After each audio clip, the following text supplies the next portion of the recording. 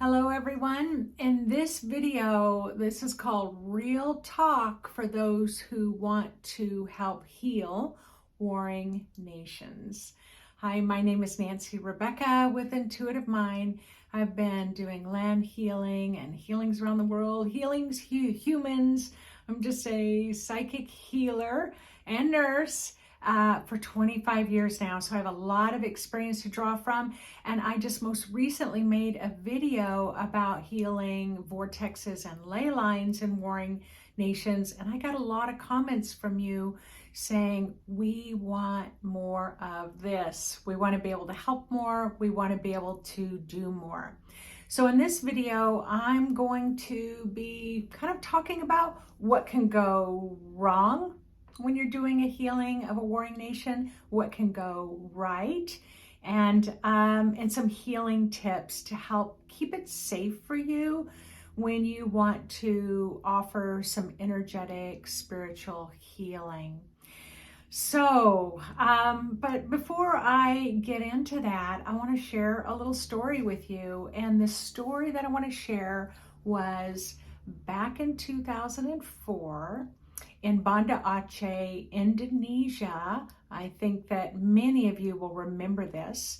On December 26th, there was a major 9.3 earthquake that happened that caused a 100-foot wall of water in the form of a tsunami that came racing towards the lands. Many countries were involved, but the main one was Banda Aceh at 600 miles an hour. So in some of those places where they could kind of clock it and measure it, I mean, can you imagine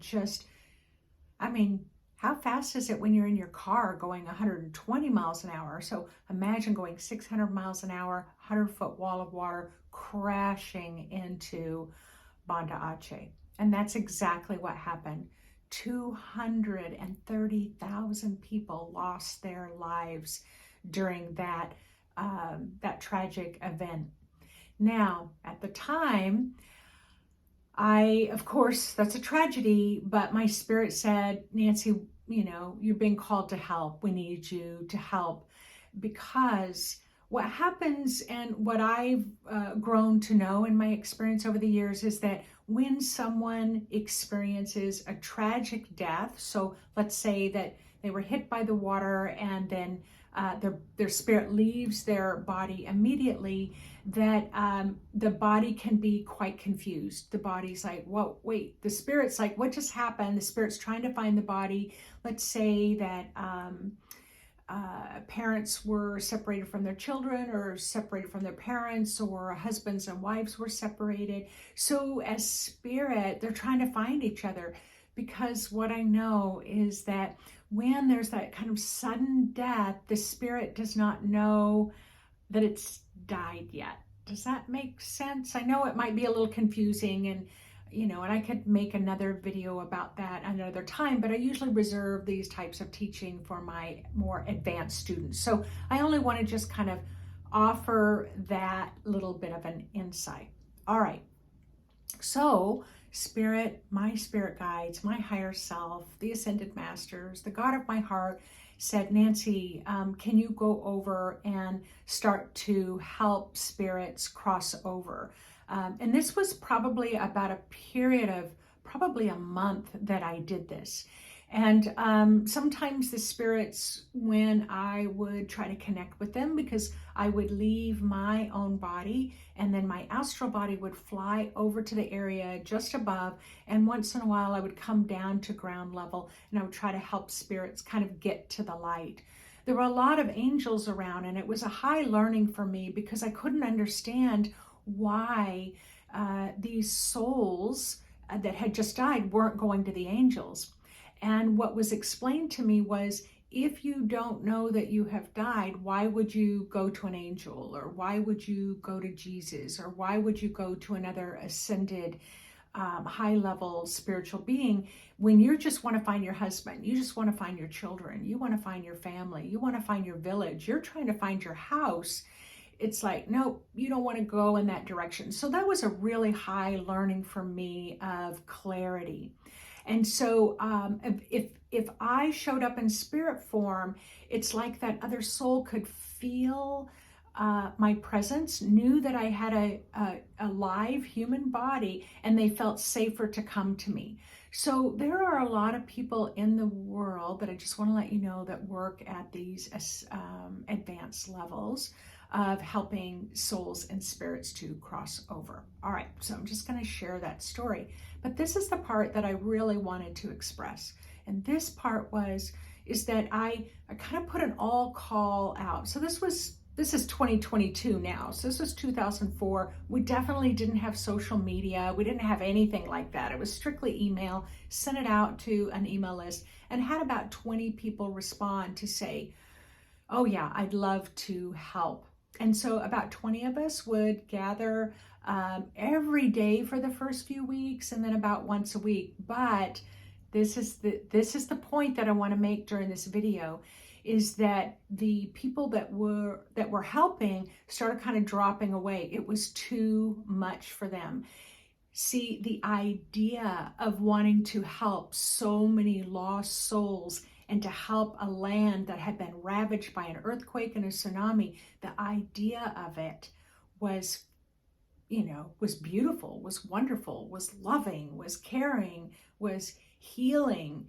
But the reality of it, not so much. So that's what I'm going to talk about today for those of you who have a desire to want to help.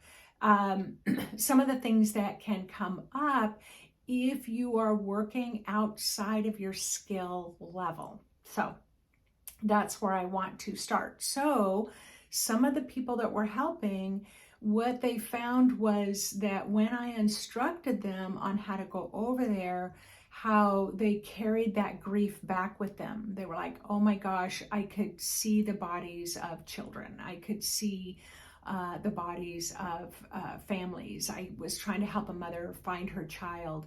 I could feel the overwhelming grief. It was too much for me. And they didn't have the skill level to clear the energy every day at the level that they needed to be able to rapidly clear it before turning around and going back in again. And we can imagine right now with the warring nations that are happening, and let's be real, we've had some form of warring nations I'm 63 years old, for all of my lifetime. And I know my parents' lifetime and my grandparents' lifetime, there have been some countries always at war, and the soldiers don't get out of it. The people that are living in that, they don't get to say, it's too much, I can't do this, let's have a do-over. Can I say, I want to step out and I want to quit? No, they don't get to quit. And so when I think about this from this perspective of a healer, it's like, yeah, it can get a little uncomfortable. Yeah, it can get pretty hard. Yeah, I can feel some of that grief and maybe some of the violence and some of the trauma. However, I don't have to live in it. So I do get to kind of drive that bus of mine to say, all right, let's go back in again and let's do more.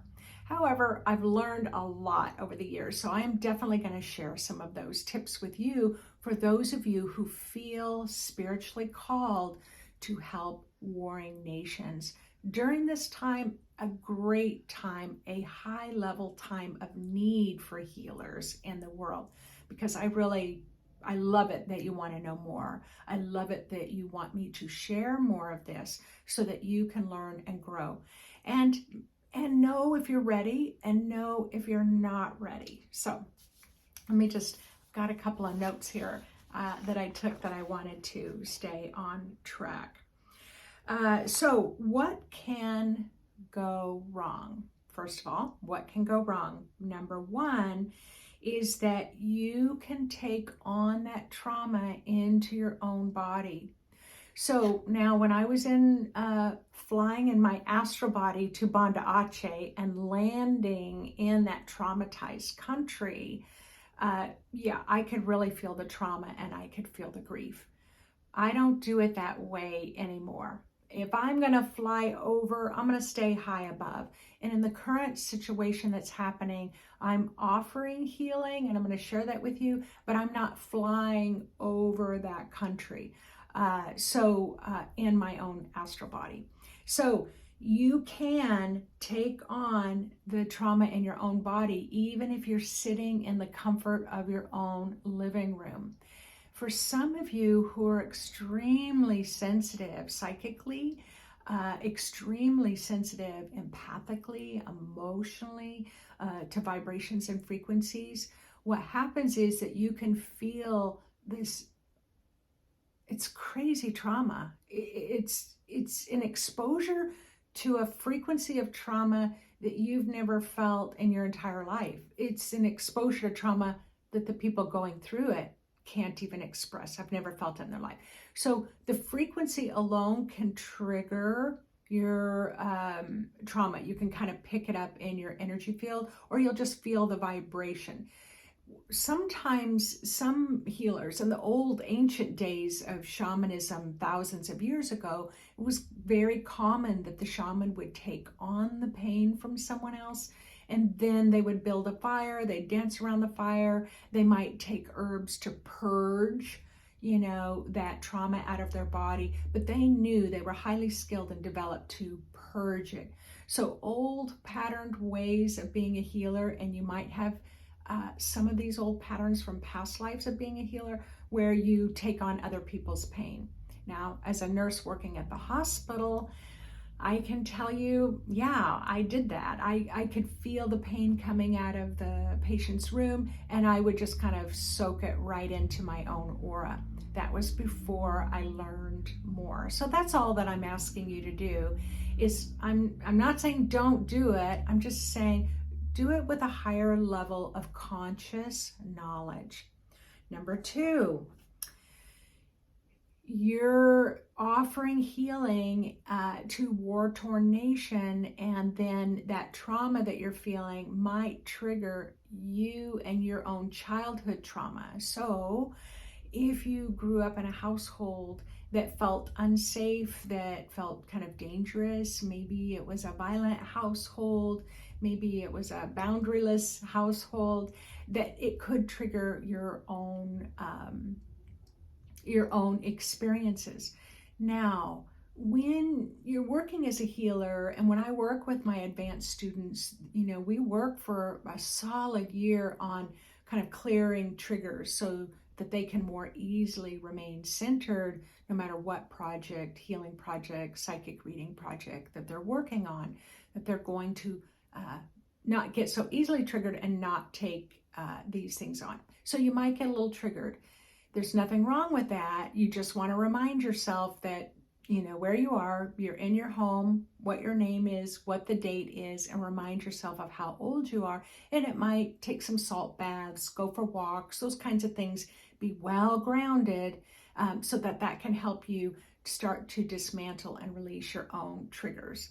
I promise you, when you work a long time as a healer, over the years, you clear enough triggers that you can go in pretty solid and pretty neutral. So I don't want to discourage anyone from healing, because healers are awakening this year. This is the year of the healer. We just want to learn how to do it a very healthy way, a very safe way.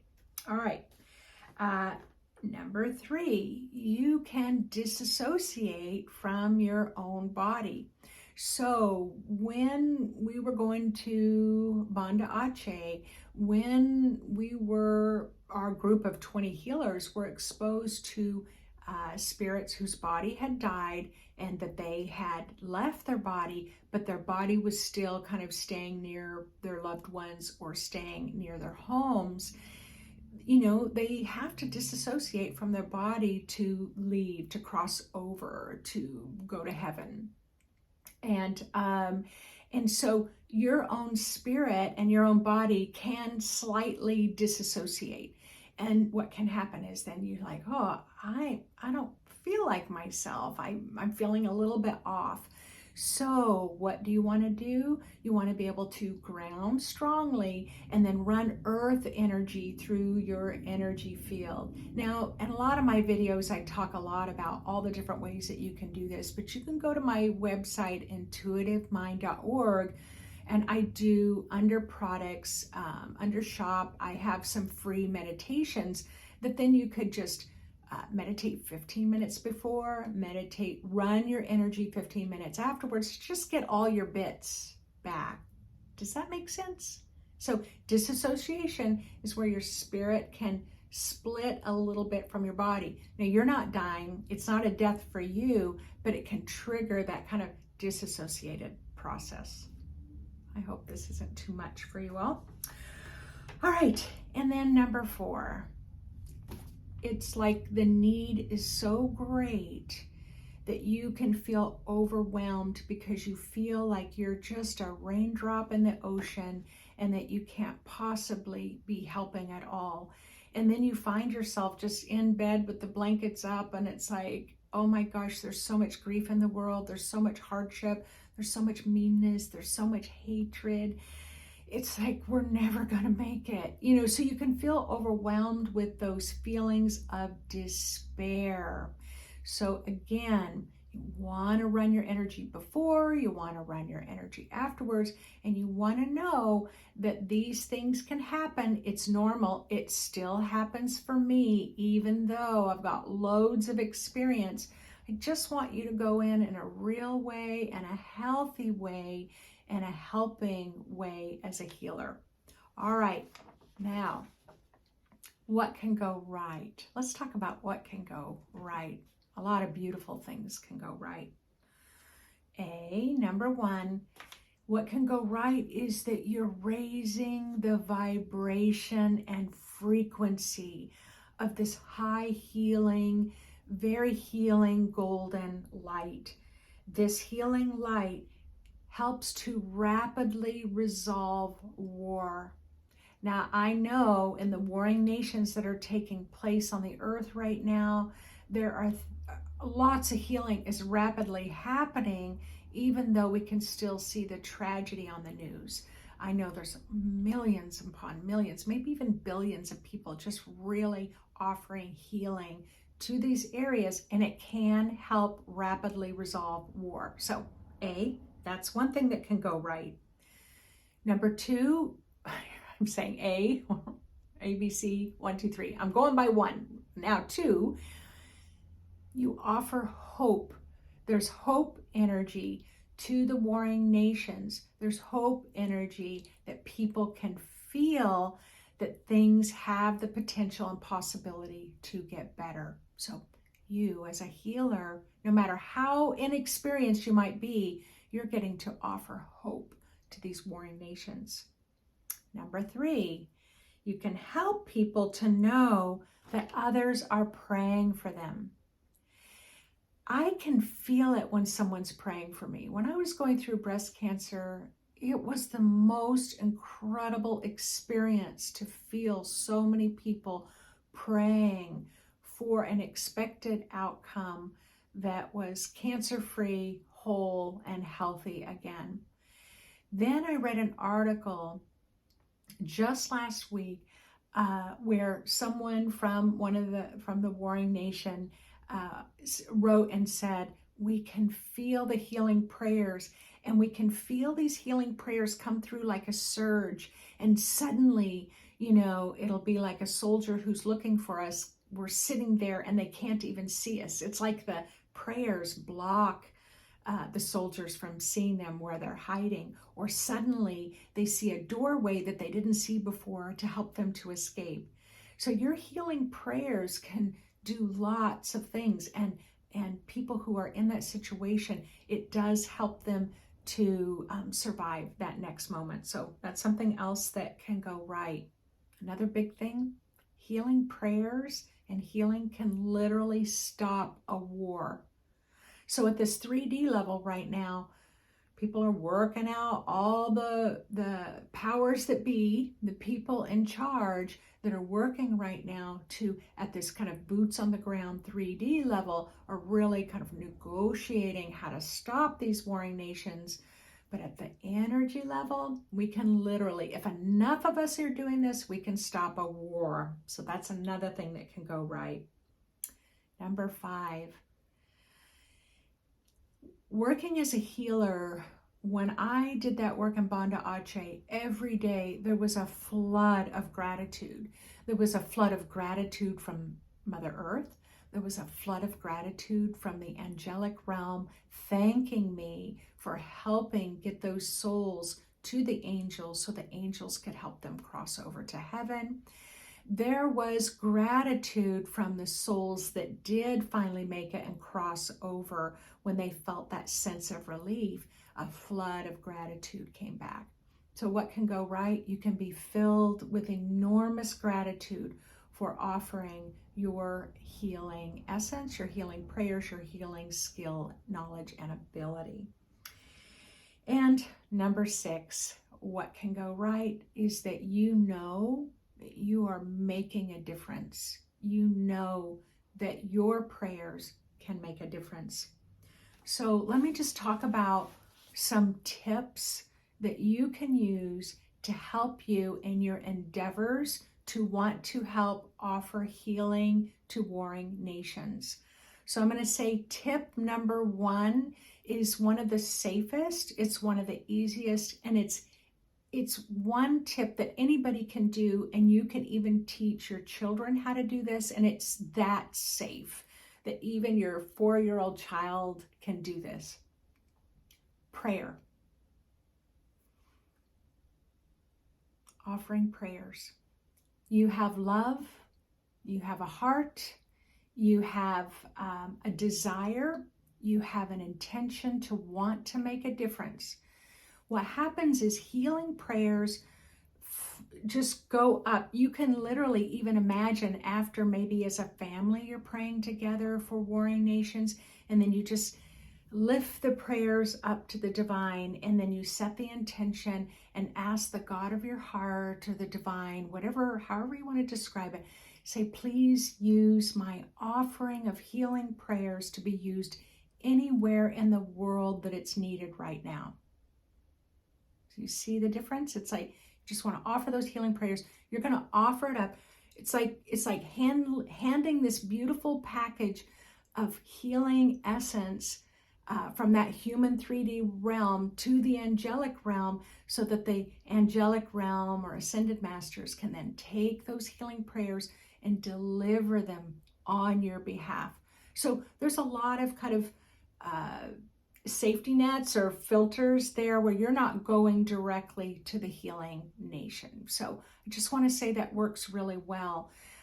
Often it'll be like, I'm going to add this to the bank of prayers that's needed in the world, and I'll just trust that it'll be delivered to where it needs to go. All right, that's a number 1. And that's the one that I most highly recommend for those who are first starting out healing warring countries. Being able to, and be consistent. That was my other note. Be consistent. If you're really going to invest in your time and your healing, what can be really helpful is be consistent. It's like 7 o'clock every morning. I'm going to spend 20 minutes offering healing prayer every morning. So remember in Banda Aceh, I said for the first 3 weeks, we did it every day. And then like week 4, we started doing it every few days. And then we did it like once a week. And then I probably did a little bit, probably about once a month for the rest of the year. So just to let you know, be consistent, same time every day. It really builds your experience, and it builds the power of that healing energy as well. So being consistent. Directing, let's say that you want to direct healing energy to one specific area. So in the news right now, there is one specific area of the warring nation, country that's being hit by war, that's really being bombarded. And let's say you just want to really direct energy there and those hard hit places. You want to create a protective barrier. So the reason why you want to create a protective barrier before you even start is because when there's a lot of violence happening in a country, in the energy of violence, there can be a kickback. So it's like you're going to send it directly to that area. There can be like a kickback of energy, like an explosion of energy. You're going to feel that violent hit. So imagine your own aura taking that hit. it's going to be too much. Your aura is established for Western living, going to the grocery store, going to work, watching Netflix and eating popcorn. So if your aura is built for that, it's not resilient enough to take those kickback hits.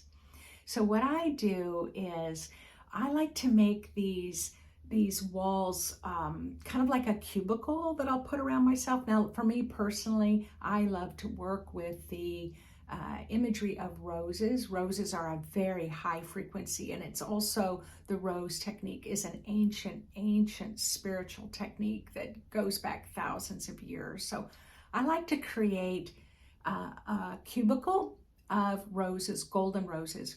However, going into that situation where I may be offering direct energy healing to that area, I might make it 10 rose walls thick. So 1, 2, 3, 4, 5, 6, 7, 8, 9, 10. So I'll just make it nice and thick. Now you can just do golden walls, or you can do silver walls or platinum walls or titanium walls, but you want it to be a high frequency. You can put walls of trees around, cypress trees, redwood trees. You can create this barrier, whatever comes up for you. Sacred geometry, blue starlight. I mean, whatever you want to do, whatever you're guided to do, create an energetic, super size structure, energetic boundary. And then when you focus the energy, if there's some energy kind of kickback, it just hits that wall, helps kind of create that barrier. After you finish that healing, you complete that healing, you want to kind of get a sense. I might leave it up for an hour or two, but then you want to take it back down again. You don't want to be moving through your day with this very thick wall of barrier. What's the other thing? Spirits may view you as the light and follow your light back to your home. So those who are victims of war, who, just like in Banda Aceh, this happened, where spirits didn't go to the angelic realm, but when I arrived, they thought that I was the light because they saw my light and they wanted to stay near my light. And so then they can follow you home, and they don't mean ill will. They're not, they're benevolent beings. They're just frightened spirits, confused, let's say more confused. And so then you'll want to just make sure, call in an angel for them to go with an angelic being. Or what I'll do is say, is there a family member on the other side that can come get your loved one? Again, this is very advanced work. So that's why I'm saying don't venture into this if you're not feeling confident that you can do it, because there's a lot of intricacies to healing as you develop your skill level. And then I don't believe that war happens without other spiritual beings, maybe the shadow realm, that are instigating this war. So that's my belief system. And so what I know is, if there are kind of shadow beings that don't want you to interfere in that area, then they may try to kind of challenge you a bit. So again, you want to make sure you've got the skill level, right, to be able to work with it. I have asked many angels to surround me. And I don't go in naively. I'm going to say that. And I also don't go in if I'm not guided to. If, I always say, I work for God, or I work for the God of my heart. I work for spirit. And if they ask me to go in, I go in. If they're saying it's not your business, I listen. And I say, okay, it's not my business. There's a lot of people helping right now, and there's different phases of the helping. And so again, I will do my part if I'm asked to, and you're going to do your part if you're asked to. But again, I would say don't dabble, don't work beyond your skill level. So that's going to be my recommendation as a healer. But anybody can pray. Anybody can pray and offer that prayerful light. And we really need it right now. Even if nations aren't warring, we can always pray for the highest outcome, for unity consciousness, for peace, love, loving our brothers and our sisters. We can pray for that every day. We don't have to wait for countries to be at war to inspire us to make a move. So I hope that you found this. I know you're going to find this video helpful and insightful, and add some clarity to the consciousness that is rising on the earth. And I so appreciate the fact that in your heart you are called to help and you want to help. And I really want this video to inspire an invitation for you to do something rather than nothing. Please leave a comment in the comment section about how something in this video spoke to you. I would love to hear if you were called to try to offer healing and how that turned out, because there's a lot of gratitude that comes back. There's a lot of love that comes back. And there is a need right now. And please share this video with others. Maybe get a group together. I found that really helpful with the tsunami in Indonesia when I was really first learning to work at these kind of higher levels of big energy. It is big energy, and doing it in a group. So call together a group and do it together, and then come back and everybody kind of comment. So go ahead and share it with others. And thank you so much for letting me know what type of videos are really important for you right now, what you would like me to talk about. And I'm happy to always share the knowledge that I have, and hopefully encourage you to always be discerning in your own life with how you're working with spirit. All right, everyone, take care. Happy healing in a real world way.